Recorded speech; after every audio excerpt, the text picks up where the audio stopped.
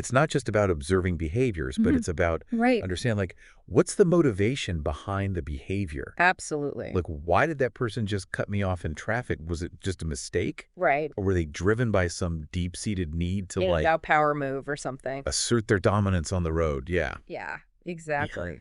Well, the book argues that every action stems from some kind of motivation, Okay. even if it's unconscious, like even if we're not aware of it. So it's like there's this whole hidden world Yeah. of desires and fears and insecurities that's kind of driving everything we do. Yeah, it's like this invisible script. That we're all kind of following. So how do we uncover that invisible script? Right. Where do we even begin? Well, the book goes into some really interesting concepts. Okay. And one of the first ones that I thought was fascinating was this idea of the shadow.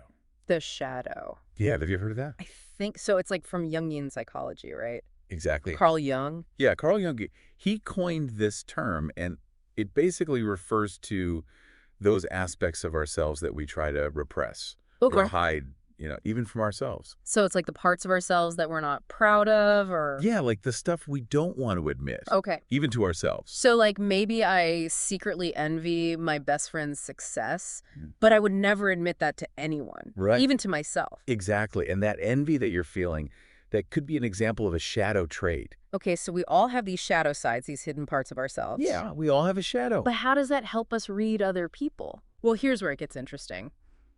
The book argues that if we can recognize someone's shadow, we can start to understand their actions on a much deeper level. Okay. So, for example, let's say you have a coworker who's constantly putting other people down. Now, if we understand that this behavior might stem from their own deep-seated insecurities, their own shadow, then we can see past the aggression. Okay. And maybe even find ways to connect with them on a more empathetic level. That's so powerful. Yeah, it's like you suddenly have this X-ray vision into their inner world. That's amazing. So it's like we can see past the surface and we can understand like what's really driving their behavior. Exactly. But how do we even recognize the shadow in other people? Right. Well, the book also talks about something called shadow projection. Shadow projection. Which is when we see our own shadow traits reflected back at us in others. Oh, that's interesting. So, for example, you have a friend who's always accusing their partner of being controlling. Could it be that your friend is actually struggling with their own need for control? Oh. And projecting that insecurity onto their partner? Wow. So our own shadow can actually like play tricks on us? It totally can. And make us see things in other people. Right. That might actually be true about ourselves. Exactly. So we have to be really mindful of that when we're trying to read people. Absolutely. Because we might misinterpret someone's actions. Right. Based on our own projection. Exactly. So it's really important to understand this concept of the shadow, both in ourselves and in others. Absolutely. Because it can really unlock a whole new level of understanding in our relationships. Yeah, it can be a real game changer. So we've got this shadow, this hidden part of ourselves. Right. That we're trying to manage. Uh-huh. And then we have to watch out for those shadow projections. Right. They can distort our perception of others. Exactly. What other characters are at play in this whole inner world? Yeah, well, the book also talks about the inner child. The inner child. Which is that part of us that still carries the wounds and the needs from our childhood. Okay. And sometimes, especially when we're feeling stressed or threatened, that inner child can take over. And we might react in ways that seem immature or irrational. Okay, so we've got the shadow lurking in the background. We've got the inner child throwing tantrums. Sometimes. It sounds like a lot's going on under the surface. It can be a crowded place. So how do we connect these concepts to actually, like, reading people in real-life situations? Right. Well, one way to think about it is this. When you're interacting with someone who seems to be acting from their inner child, it can feel like you're dealing with a tantruming toddler. Yeah. Trapped in an adult's body. I've definitely encountered people like that. Right. And it can be so frustrating. Yeah, because it's like you're suddenly thrust into the role of the parent. Exactly. Trying to reason with an unreasonable child. Yes. But here's the key. If you can recognize that the person is operating from their inner child, you can avoid getting sucked into that power struggle. Okay. Instead of reacting defensively, you can try to approach them with empathy and understanding. Oh, that's good. Just like you would with a small child who's feeling scared or insecure. So instead of matching their energy, we try to de-escalate the situation. Exactly. By tapping into our own inner adult. Yeah, find your inner adult. Right. Exactly. And it all comes back to understanding that everyone is carrying around these unseen wounds and unmet needs. Yeah. Once we start to see people through that lens, it becomes easier to approach them with compassion. Yeah, that makes sense. Even when their behavior is challenging. So it's really about shifting our perspective. It is. Instead of getting caught up in the immediate situation, we can try to see the bigger picture. Exactly. And that can make a huge difference in how we interact with people.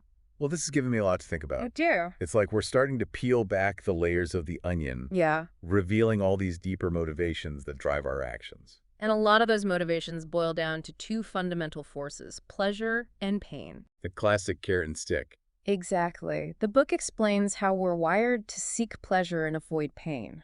Okay. And this basic principle drives most of our decisions, even if we're not consciously aware of it. So it's like we have this built-in compass Yeah. that's guiding us towards what feels good and away from what feels bad. It's our internal GPS. Interesting. So it's this constant like push and pull between seeking pleasure and avoiding pain. Yeah, it's like a dance. But how does that help us read people? Right. It seems kind of obvious that people want to feel good and they want to avoid feeling bad. Well, it might seem obvious on the surface, Yeah. but when you really start to think about it, this principle can be incredibly powerful in understanding why people make the choices they do. Okay. The book gives this great example about eating grasshoppers. Okay. Most people are repulsed by the idea, right? Oh, yeah, absolutely. Just the thought makes me shudder. Right, but here's the thing. Most of those people have never actually tried eating grasshoppers. They're basing their reaction on their perception of disgust, on the anticipated pain of the experience. Interesting. And that perceived pain is often more powerful than any potential pleasure. So it's like our perceptions, Yeah. even if they're inaccurate, really shape our behavior. Absolutely. It's like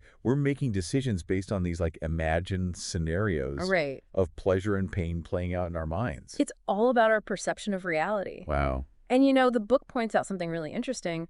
We're actually more motivated to avoid pain Okay. than to seek pleasure. Really? It's like that old saying, once bitten, twice shy.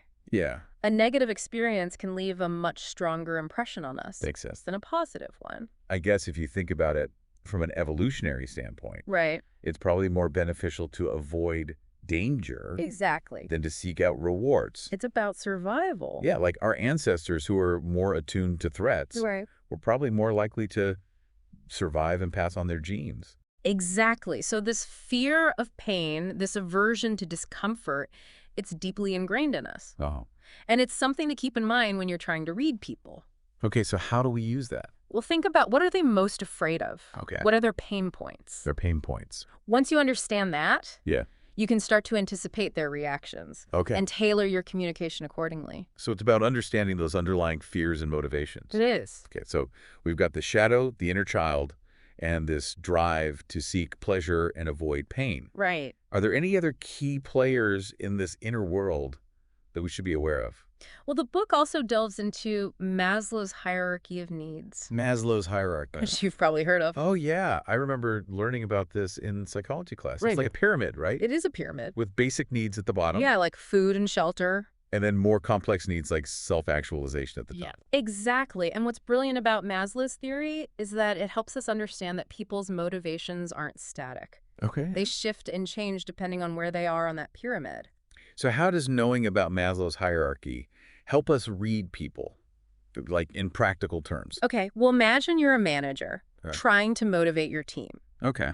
If you understand that some team members might be driven by the need for belonging and social connection, Right. you might tailor your approach to emphasize teamwork and collaboration. Okay. However, someone higher up on the pyramid focused on self-actualization, Right. they might respond better to challenges that allow them to learn and grow. So it's about meeting people where they are It is. and understanding what motivates them at that particular level. Exactly. But even with all these insights, sometimes people's behavior can still be confusing or even frustrating. Right. Like, why would someone deny something that's clearly true Yeah. or blame others for their own mistakes? Well, that's where the concept of ego defense mechanisms comes into play. Ego defense mechanisms. Yeah, the book explains how our ego, our sense of self, is wired to protect itself from feeling wrong, inadequate, or threatened. So it's like our ego has this arsenal of defense mechanisms Exactly. that it uses to shield us from emotional pain. It's like our personal bodyguard. Wow.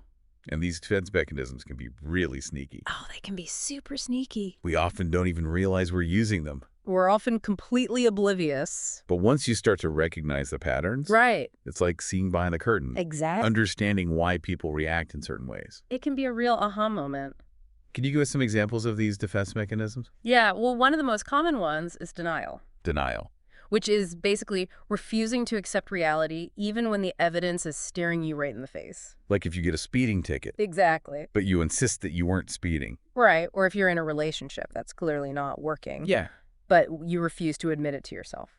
So denial is a way of protecting ourselves from those painful or uncomfortable truths. It is. But isn't it kind of dangerous? Well, it can be dangerous. Because if you're refusing to see reality, right, how can you ever deal with the problem? You're absolutely right. Denial can prevent us from taking responsibility for our actions. Okay. And making necessary changes.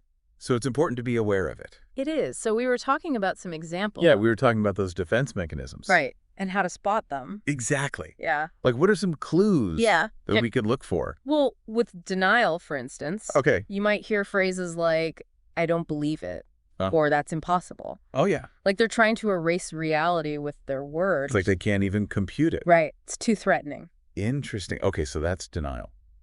What about rationalization? With rationalization, you'll often hear a string of excuses. Oh, yeah. Almost like a pre-rehearsed script. Okay. It's not my fault. Uh-huh. Everybody does it. I was just trying to help. Oh, yeah. It's a way of deflecting blame and minimizing the consequences of their actions. So they're trying to convince themselves, and maybe even you, right, that they're not really responsible. Exactly. That's fascinating. Okay, what about projection? Projection can be a little more subtle. Oh, yeah. You have to pay attention to when someone's overly critical of others for traits that they might possess themselves. Oh, I know exactly what you mean. Like that person who's always complaining about other people being gossipy. Yeah. But they're the biggest gossip in the group. Exactly. It's like they're holding up a mirror to their own flaws. Wow. But instead of recognizing them, they're projecting them onto someone else. It's like a weird defense mechanism. It is a defense mechanism. That's so interesting. So recognizing those in other people is really helpful? Yeah. But what about in ourselves? Right. Like, how can we become more aware of our own tendencies? That's a great question, and it's really the key to personal growth. The more we understand our own defense mechanisms, the more we can start to challenge them and make more conscious choices. So how do we do that? Well, a good starting point is to pay attention to your own emotional reactions. So when you feel yourself getting defensive or making excuses, just pause for a moment. Okay. And ask yourself, what am I trying to protect myself from? So it's about becoming more self-aware. Exactly. Noticing those moments when our ego is trying to step in and shield us from those uncomfortable feelings. Yeah, and it's not about beating ourselves up for using defense mechanisms. Right. Remember, they're a natural part of being human. They are. It's about recognizing them and then finding healthier ways to cope with those difficult emotions. Well, I think this has been an incredible deep dive. I agree. Into the world of reading people. It's been fascinating. We've explored so many concepts from Patrick King's book. We have. The shadow of the inner child, the pleasure principle. Maslow's hierarchy. Ego defense mechanisms. It's like we've been given this amazing roadmap for understanding human behavior. And the beauty of it is that it can help us navigate our relationships with more awareness, empathy, and compassion. Absolutely. So as we wrap up, what's one key takeaway you would want our listeners to remember from this deep dive? I would say the most important takeaway is this. Okay. Everyone is carrying around their own unique set of motivations, fears, and insecurities. And once we start to see people through that lens, it becomes much easier to understand their behavior even when it seems confusing or frustrating. That is such a powerful reminder. It really is. And I think it's a great place to leave our listeners with a final thought to ponder. Okay. What defense mechanisms do you use most often? And what does that reveal about your own fears and insecurities? It's a question worth exploring. Until next time, everybody keep diving deep